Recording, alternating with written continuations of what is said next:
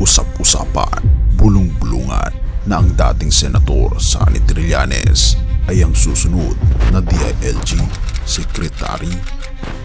Hindi ito magiging posible dahil meron pa siyang 1 taon para may sakatuparan nito dahil siya ay tumakbo bilang mayor nung nakaraang eleksyon. Pero paano nga kung si Trillanes ang magiging DILG Secretary?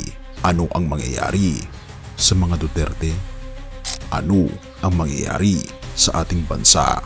Halika, atin itong pag-usapan ang isang nakakagulat na revelasyon. Excited na ako, DILG Secretary Sonny Trillanes, abangan. Eto congratulations Senator Antonio Trillanes IV, the next DILG Secretary in the Republic of the Philippines. For the next DILG Secretary, Senator Antonio Trillanes, congratulations sir. Actually ayaw kong sabihin yan kasi baka sabihin fake news ako. Sir Nino, ayaw ko talaga siyang bigkasin. Actually nalaman ko po yan kahapon lang na magiging DILG Secretary nga daw. Papalit daw kay Attorney Binhor Abalos. So ako naman, hindi ko in-expect na totoo. Wala, pero hindi pa naman dineclared na siya talaga. So abangan na lang po natin. Paano kung si Trillanes ang magiging DILG Secretary? May isang tanong na ayaw sagutin ng marami, pero sigurado pag nangyari ito, mababago ang takbo ng bansa.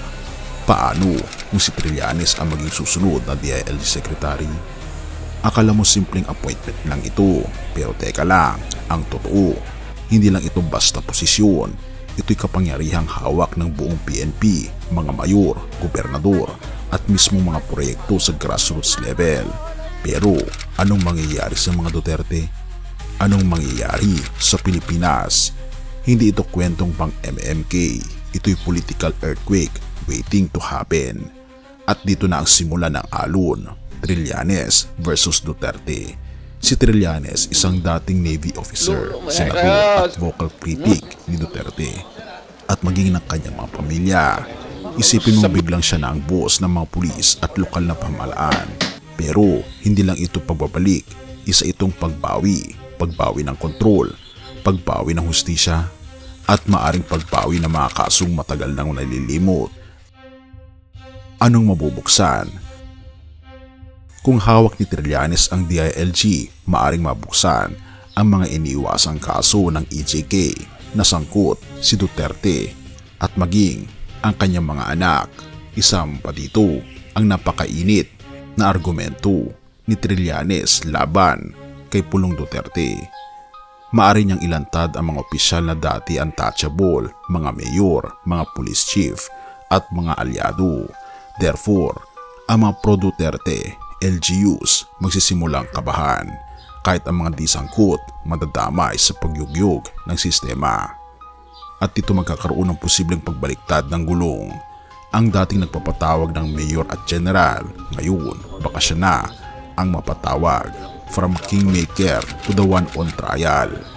Baka hindi lang simpleng political move ito, baka ito na ang simula ng pag-angat muli ng oposisyon.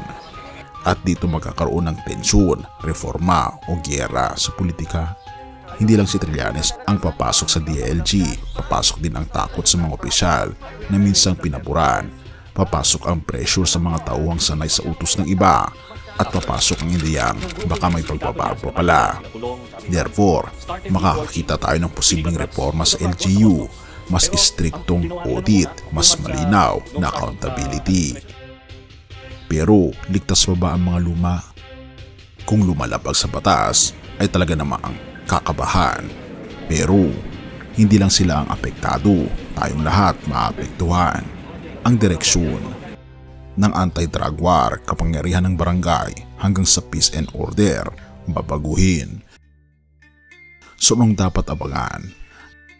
Kapag naging DILG Secretary si Trillanes, hindi lang ito issue ng posisyon, issue ito ng kapangyarihan, ng hustisya at ng pagbawi ng narrative.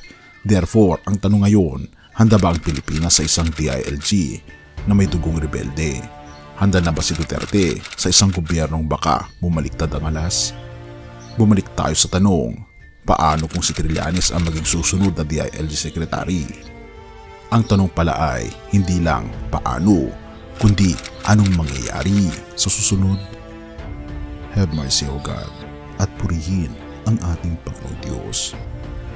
Mateo 5 verses 10 to 11. Mapalad ang mga inuusig dahil sa paggawa ng kalooban ng Diyos, sapagkat kanila ang kaharian ng langit. Mapalad kayo kapag dahil sa akin kayo inaalimura, inuusig, at pinagwiwikaan ng lahat ng uri ng kasamaan. Purihin ang ating Panginoong Diyos. Sa isang bansa na puno ng hidwaan, paghihiganti at palitan ng paratang, ang ating Panginoong Hesus ang modelo ng tunay na pamumuno. Hindi siya gumamit ng dahas o pananakot upang pairalin ang katwiran.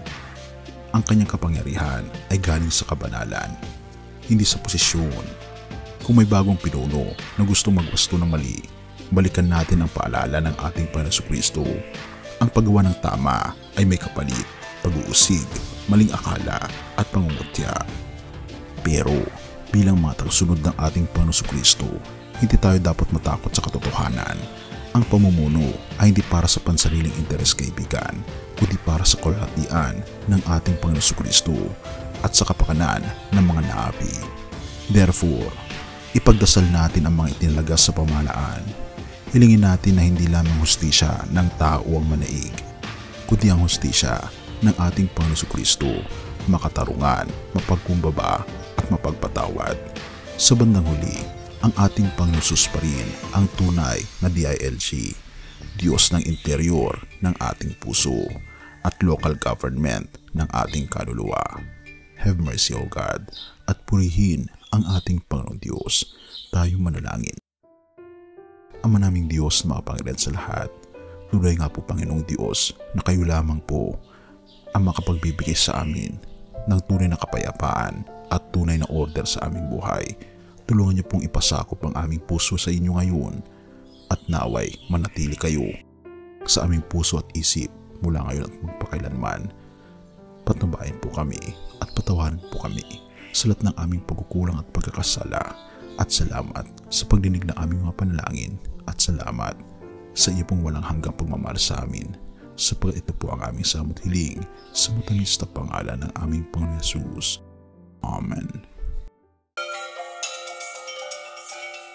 Bago natin ipagpatuloy, kaibigan, siya nga pala ang Great Controversy, na isa sa mga pinaka-kontrobersyal na libro dahil tumutukoy ito sa mga propesiya sa libro ng Daniel at Revelation na nagaganap na sa panahon natin ngayon.